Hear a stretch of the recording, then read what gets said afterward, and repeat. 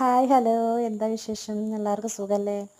ഞാൻ വീട്ടിൻ്റെ വളപ്പിൽ പച്ചക്കറി വേസ്റ്റ് ഇട്ടപ്പോൾ അതിൽ നിന്ന് ഉണ്ടായി എന്നാ കേട്ടോ ഇവനെ.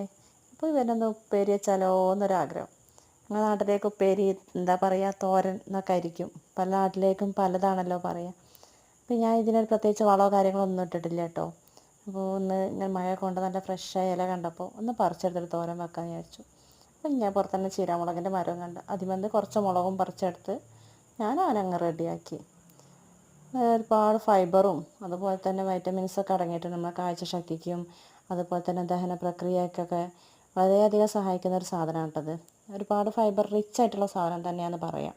നമ്മൾ എന്തായാലും നമ്മുടെ മക്കൾക്കൊക്കെ ഇത് ട്രൈ ചെയ്ത് ഉണ്ടാക്കി കൊടുക്കണം. കാരണം ഇത് കടയിലൊന്നും വാങ്ങിക്കാൻ കിട്ടാത്തൊരു സാധനം തന്നെയാണ്. മത്തൻ്റെ ഇല, ചീരൻ്റെ ഇല, അതേപോലെ തന്നെ മുളകിൻ്റെ ഇല, പയറിൻ്റെ ഇല. ലീവുള്ള ദിവസങ്ങളൊക്കെ എൻ്റെ പ്രത്യേകിച്ചുള്ള പരിപാടി ഇതൊക്കെ തന്നെയാണ് കേട്ടോ. ഇത്തരം സംഭവങ്ങളൊക്കെ എടുത്തങ്ങാണ്ട് തോരൻ വെക്കുക എന്നുള്ളത്. ഏതായാലും എന്തായാലും എല്ലാവരും ട്രൈ ചെയ്ത്